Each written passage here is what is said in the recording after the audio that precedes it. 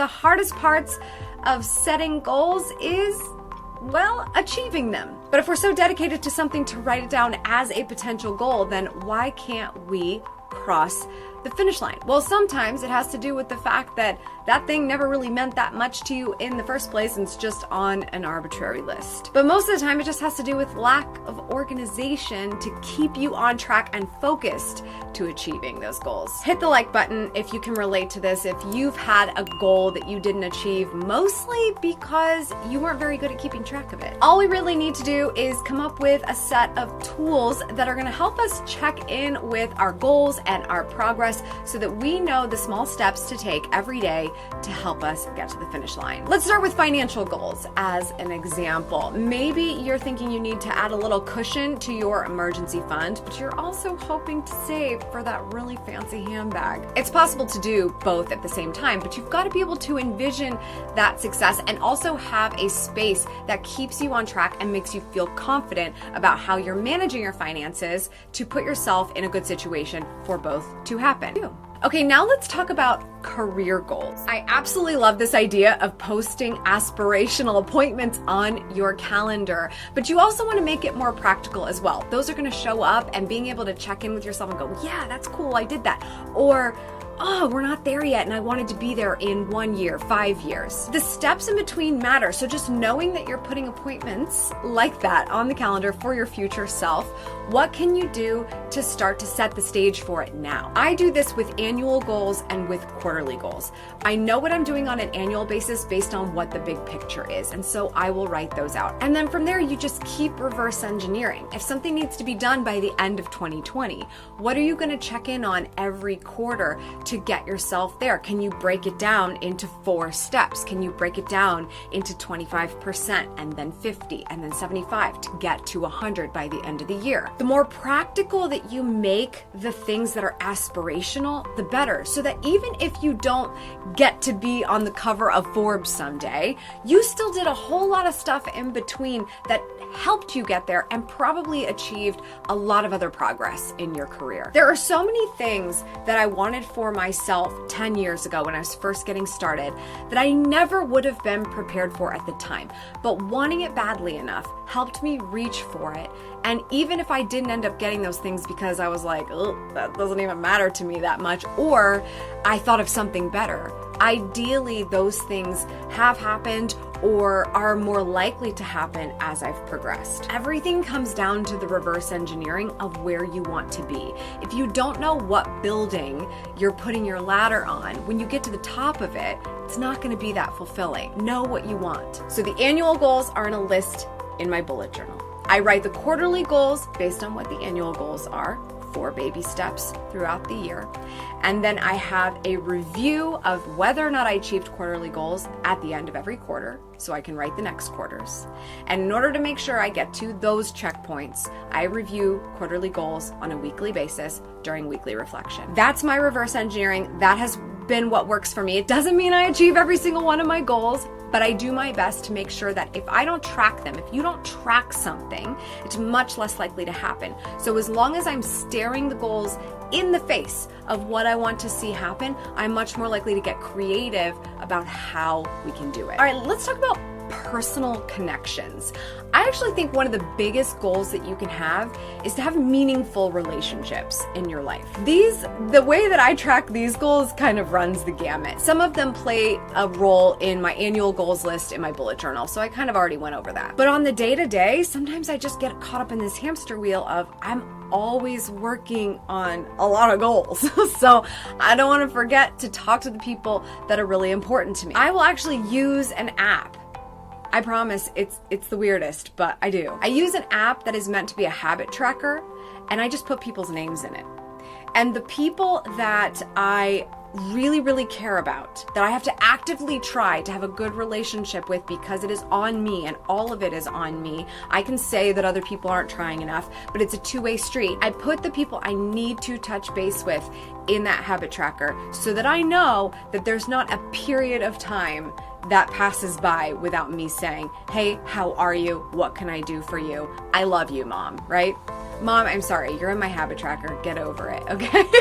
But it can just be easy to get caught up And then that's how you end up with relationships that suck, and your best friend becomes distant somehow because life got away from us, and we don't want that. So if we don't want that, we have to work at it every single day. Maya Angelou said, if you don't like something, change it.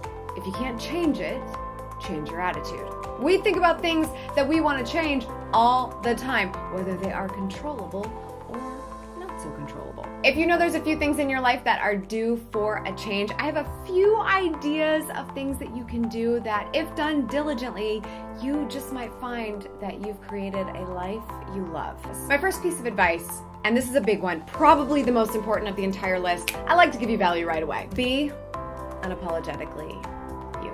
This is hard. A lot of us have a pretty good idea of who we are and either don't come to terms with it, don't share it with anyone else, or hide from it. And I don't think that's healthy. It actually might seem healthy because it seems like we can avoid confrontation and avoid these moments where who we are might not always work with the situations that we're in or how somebody else feels about something. But knowing who you are and what you stand for is very important. If you believe in it, if your beliefs are really truly yours, that you would be able to share that with people outside of yourself. And even if you don't share anything with any people, why waver when you believe something deeply? We can really get confused about what our beliefs are and who we are and what we think because we're looking at social media a lot. We're watching a lot of content on television. There's something to know and an opinion to hear from everywhere, and that can get annoying after a while if we're being honest. But I have found that the more I've sacrificed or compromised who I am because of my surroundings or the people around me, the more I paid for it later, whether it was mindset wise, just like me thinking about it to myself, or just lack of clarity to the people around me that this is just not who I am. The unapologetic aspect of this is so important. This is probably the most grand example of the advice, stop apologizing. You know how you apologize when somebody else bumps into you or something happens where you're like, I apologized. I don't know why I apologized, but at least I apologize.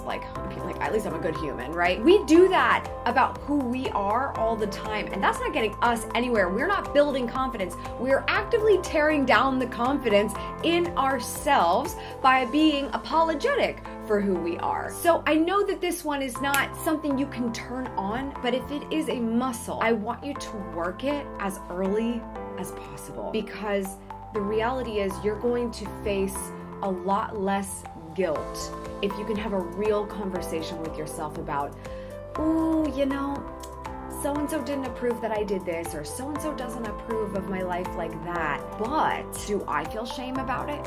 Am I shameful about this? Because if I'm shameful about it, the guilt makes sense. But if you're guilty about something that you're genuinely proud of or feel good about or just content with it, why would you let somebody affect you like that? So I think it's so important, and this will completely change your life and make you look at other people's opinions very differently when you are unapologetically you. It doesn't mean you have to be in your face this is who I am. You don't even know me. It's not about that. That's okay if that's you. That's literally you. Then do you. That's great. It's about knowing for yourself that this is who you are and being unapologetic to yourself. The more you are not apologetic to yourself, the more you will present your best self to the rest of the world, whether they completely agree with it or not. And guess what? Even if you are 100% in the right all the time, people aren't going to approve of you. They are going to love picking a bone just for the sake of it.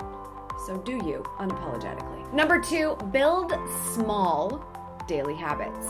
Okay, I did not say big, I said small. They don't have to be huge, they just have to be tiny, but they have to happen all the time. They have to be habits. Habits are only habits when they are actually habits. Habits are habitual. Habits are not just things you started doing one day and therefore you did it once and now it's a habit. No, it's a habit once it becomes a habit, but you have to start somewhere. And if you try to start with something crazy, especially January 1st, right?